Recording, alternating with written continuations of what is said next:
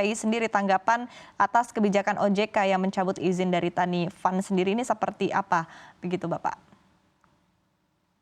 Ya, kami dari Asosiasi Fintech Pendanaan Bersama Indonesia atau AFPI mengapresiasi atas keputusan daripada OJK untuk mencabut izin ini dalam rangka tugas daripada OJK sebagai pengawas di industri ini.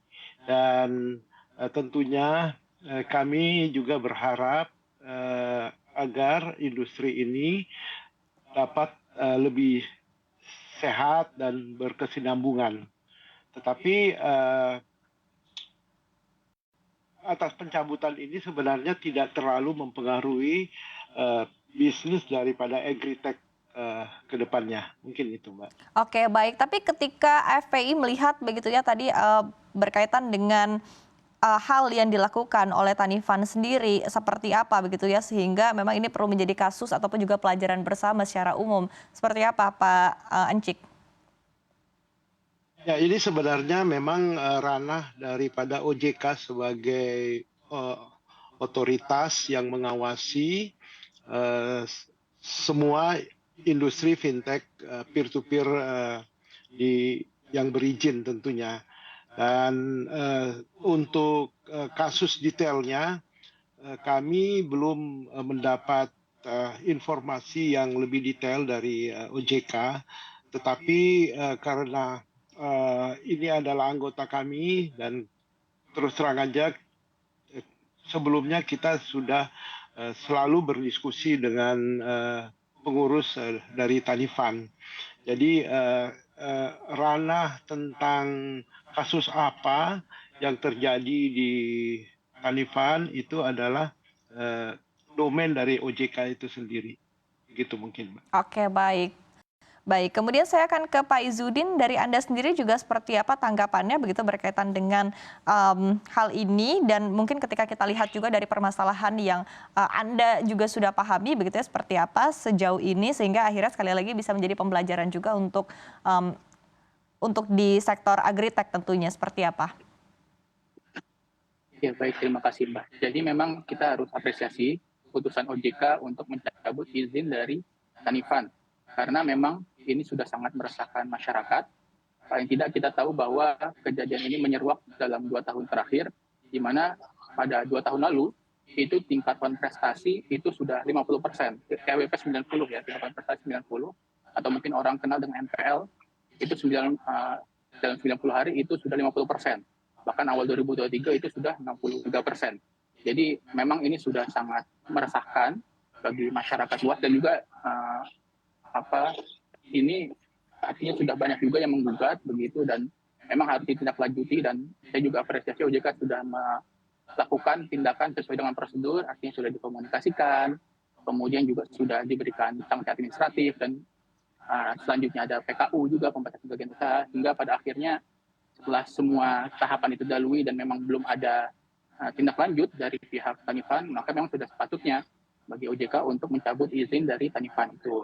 Nah, adapun pembelajaran tadi bagi investor, masyarakat, itu tentu harus lebih cermat, ya begitu, karena dari kasus Tanifan ini kita belajar bahwa kemarin pandemi itu tentu sedikit banyaknya ada dampak terhadap industri fintech, dan yang akhirnya terkena dampaknya dari pandemi ini adalah Tanifan ini, sehingga harus dicermati betul-betul ketika ingin melakukan investasi, dipelajari betul dari profil perusahaannya, track record direksinya, track record dari perusahaan tersebut juga, bagaimana selama ini penyalurannya, dan seterusnya, sehingga kedepannya kita harapkan tidak terjadi kasus seperti Tanifan ini lagi. Begitupun juga dengan masyarakat, masyarakat juga harus lebih cermat ketika akan menerima penyaluran pendanaan atau pinjaman dari peer-to-peer lending. Tentu kita tidak bisa mengeneralisir semua agritech begitu. Kita harus lihat ini case by case, karena tentu tidak semua yang agritech mengalami kejadian seperti ini begitu. Jadi memang dari sisi regulator sudah sangat baik menindaklanjuti, dari sisi investor dan masyarakat harus lebih cermat lagi ke depannya terkait dengan kasus-kasus ini di kemudian hari. Oke, baik. Kemudian saya akan kembali ke Pak Ancik, begitu ya. Pak Ancik sendiri melihat mungkin dari sisi ataupun juga dari kacamata FPI seberapa disayangkan begitu kejadian yang terjadi pada Tani Fund ini sendiri begitu. Karena kalau kita lihat memang model bisnisnya ini sebetulnya sangat menarik dan betul-betul mungkin ketika di lapangan di mana sektor ataupun juga para pelaku industri di bidang pertanian ini juga membutuhkan pendanaan, ini kan bisa beralih ataupun juga bisa mengacu kepada Tani Fund sendiri begitu. Tapi ketika kita melihat ada kasus seperti ini seberapa disayangkan sebetulnya karena mungkin dari sisi upaya yang dilakukan oleh Tani Fund ini sendiri untuk menyelesaikan salah satu permasalahan di sektor pertanian ini sebetulnya bisa kita katakan cukup baik begitu. Seperti apa, Pak Ancik? Ya, market untuk agriculture karena kita negara agriculture itu sangat besar sebenarnya dan sangat luas dan kebutuhan akan kredit sangat tinggi, sangat besar sekali. Memang sebenarnya apabila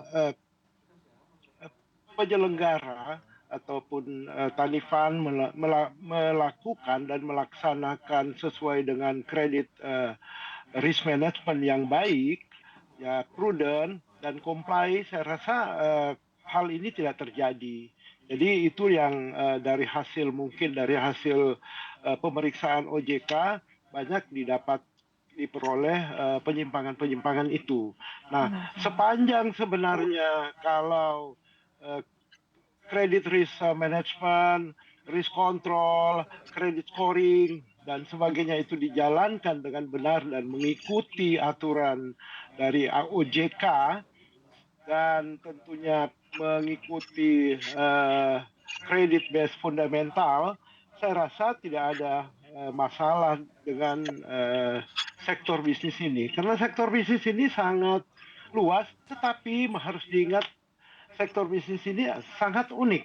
Jadi petani ini kan lebih banyak majority adalah unbanked people ataupun masyarakat yang belum bisa dilayani oleh bank, sehingga edukasi dan pendampingan tentunya sangat dibutuhkan. Jadi sepanjang pendampingan, edukasi dan credit risk management secara comply dan prudent dilakukan, saya rasa menurut saya ini tidak terjadi. Begitu mungkin, Mbak. Oke, baik. Tapi apakah ini karena spesifik tadi seperti yang Anda sampaikan begitu karena nasabahnya juga masih unbankable sehingga challenge-nya juga lebih besar begitu di sektor agritech ini sendiri. Pancik, singkat saja Pancik. Betul. Harusnya dalam pemberian kredit itu kita bekerja sama dengan ekosistem. Jadi menurut saya contoh umpamanya petani itu jangan dikasih duit. Kalau dikasih duit pasti terlalu banyak kebutuhan yang lain dan akhirnya menjadi side streaming. Side streaming itu apa? Penyimpangan di dalam kredit itu sendiri. Mungkin itu, Mbak. Oke. Namun dalam bentuk apa? Mungkin ketika tidak dikasih dalam bentuk uang, mungkin dalam bentuk apa nanti kita akan bahas begitu ya dengan Pancik. Tapi saya akan ke Pak Izi terlebih dahulu. Pak Izudin, maksud kami kalau kita lihat mungkin pernyataan yang disampaikan oleh Pak Ancik ya sebelumnya bahwa kredit ini juga memang harus disalurkan secara prudent, kemudian challenge juga dihadapi untuk sektor pertanian, untuk sektor agriculture di tanah air. Nah sehingga pandangan Anda dari Indef sendiri seperti apa?